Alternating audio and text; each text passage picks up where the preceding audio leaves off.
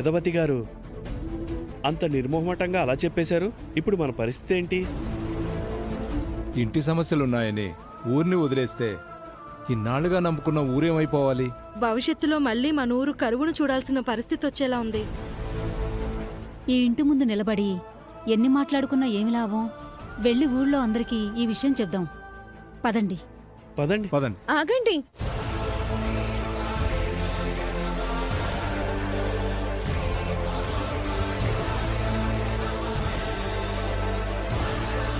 ఈ పిల్లెవరో గాని బాలదేవతలా కనపడుతుంది. అవును. ఏంటమ్మా? మీ సమస్య, మీ బాధ నాకు అర్థమయ్యాయి. అందుకే మీకు పరిష్కారం చెప్పాలి అనుకుంటున్నాను. ఏంటమ్మా అది? మీ ఊరిలో జాతర జరగాలి, ప్రసాదం తయారు చేయాలి, అమ్మవారికి నైవేద్యం పెట్టాలి, అంతే కదా? అవునమ్మా. మీకు ఇంటి చిన్న కోడలు అవని తెలుసా? తెలుసమ్మా. ఇంతకు ముందు మా ఊరొచ్చి ప్రసాదం కూడా చేసింది. అవుని కూతురు అక్షయ్ కూడా ఒకసారి ప్రసాదం చేసింది. మంచి పిల్ల. మీ అందరూ మెచ్చే అక్షయ్ని నేనే అయినా కొన్ని రోజులు నేను ఈ రూపంలో ఉండక తప్పదు. ఏదో పరిష్కారం అన్నావు కదమ్మా, ఏంటో చెప్పు.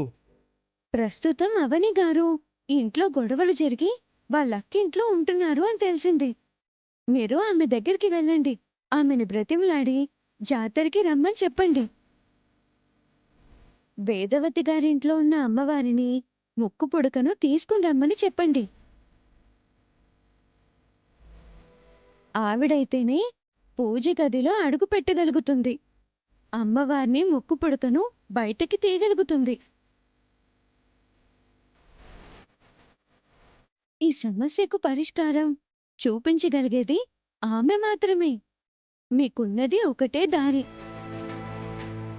అప్పుడు మీరు యథావిధిగా జాతరను జరిపించుకోవచ్చు. ఎటువంటి ఆటంకమూ ఉండదు. బయటికి వెళ్ళిపోయింది అంటున్నావు, మరి ఇంట్లోకి వచ్చి ఎలా తీసుకురాగలుగుతుంది? ఊరి కోసం పోరాడుతుంది.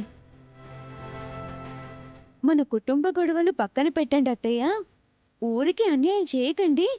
పూజ గదిలోంచి అమ్మవారిని ముక్కు పుడకను పల్లెటూరికి తీసుకుని వెళ్ళనివ్వండి అని మీ అందరి కోసం గొడవ పడుతుంది.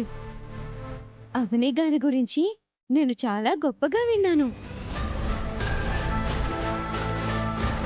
నా మాట నమ్మండి. అవని గారి దగ్గరికి వెళ్ళి ప్రతిమాలండి. మీరు ఆమె నొప్పిస్తే ఆమెను ఆ అమ్మవారే రప్పించుకుంటుంది.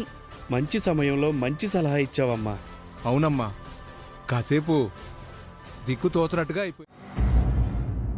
మీరేదో మాట్లాడాలి అన్నారని మీ గురించే ఎదురు చూస్తున్నాను.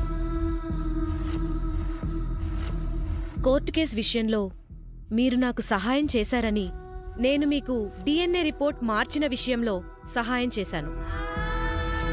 ఓహో, ఆ మనిషి ఈవిడేనా? ఒక ఆడదయ్యుండే మరో ఆడపిల్లకి అన్యాయం చేసింది. ఇలాంటి వాళ్ళని తిట్టినా కొట్టినా బుద్ధి రాదు. ఛీ! అప్పుడైతే ధైర్యంగా చేసేశాను గాని తర్వాత నుంచి భయం వెంటాడుతూనే ఉంది సార్. ఎంతలా మర్చిపోదామని ప్రయత్నం చేస్తున్నా కుదరడం లేదు. ముందు ముందేమైనా సమస్యలొస్తాయేమోనని టెన్షన్గా ఉంది సార్. అటువంటి సమస్యలు ఏం రాకుండా నేను చూసుకుంటాను. ఏదైనా వచ్చినా మిమ్మల్ని తప్పించడానికి నేను వాదిస్తాను. You don't worry. సరే సార్, ఈ విషయం ఫోన్లో మాట్లాడితే బావుండదని నేరుగా కలుద్దామని వచ్చాను. It's okay. ఇంక నేను బయలుదేరుతాను సార్. 1 minute.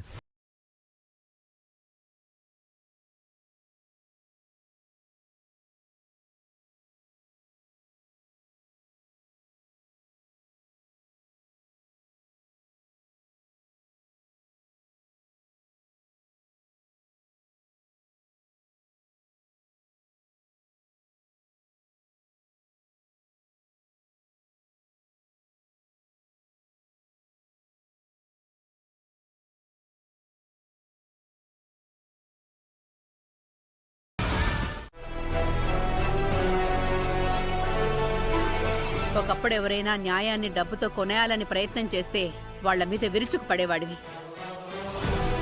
లాయర్ ఫీజు కూడా ఇచ్చుకోలేని ఎన్నో కేసులను టేకప్ చేసి వాదించిన వాడివి. న్యాయమే ఊపిరి, ధర్మమే ధ్యేయం అంటూ బతికిన వాడివి. ఇప్పుడు ఆ న్యాయాన్ని నువ్వు డబ్బుతో కొనేస్తుంటే చూసి తట్టుకోలేకపోతున్నారా? నా కడుపున 9 నెలల పాటు ధర్మాన్ని మోసాను అనుకున్నాను కానీ అధర్మాన్ని మోసానని కల్లో కూడా అనుకోలేదు. నా ఆరాటాన్ని ఆరాధన్ని నువ్వు అపార్థం చేసుకుంటున్నావమ్మా. అవని విషయంలో తప్ప మరి ఏ విషయంలోనూ నేను నీతి తప్పలేదు. రావణాసురుడు పరమశివ భక్తుడు. అతన్ని మించిన భక్తుడే లేడు. అటువంటి వాడు కూడా ఒక ఆడదాని విషయంలో తప్పు చేసి పతనమయ్యాడ్రా. అంత పెద్ద రామాయణమే నీ కళ్ల ముందు ఆధారంగా కనబడుతుంది. మరెందుకురా ఈ పిచ్చి వ్యామోహం? ఇది వ్యామోహం కాదమ్మా. వ్యామోహం శరీరాన్ని కోరుకుంటుంది, ప్రేమ మనసును కోరుకుంటుంది. నాది వ్యామోహం కాదమ్మా, ప్రేమ అని ముందే చెప్పాను కదా. ఏ మనిషి కోసమైతే ఇప్పుడు ఇవన్నీ చేస్తున్నావో రేపటి రోజున అవన్నీ అవనికి తెలిస్తే నిన్ను తిరిగి ప్రేమిస్తుంది అనుకుంటున్నావా? అసహించుకుంటుందిరా. నా నుదుటన ఏం రాయబడుందో ముందే ఎలా ఊహించగలవమ్మా? తల్లిని కదా, నేను ఊహించగలను.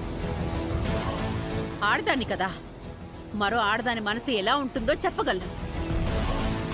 నువ్వు చేస్తుంది తప్పు అని నువ్వు తెలుసుకొని సరిదిద్దుకుంటావనుకున్నాను. అలా జరగడం లేదు.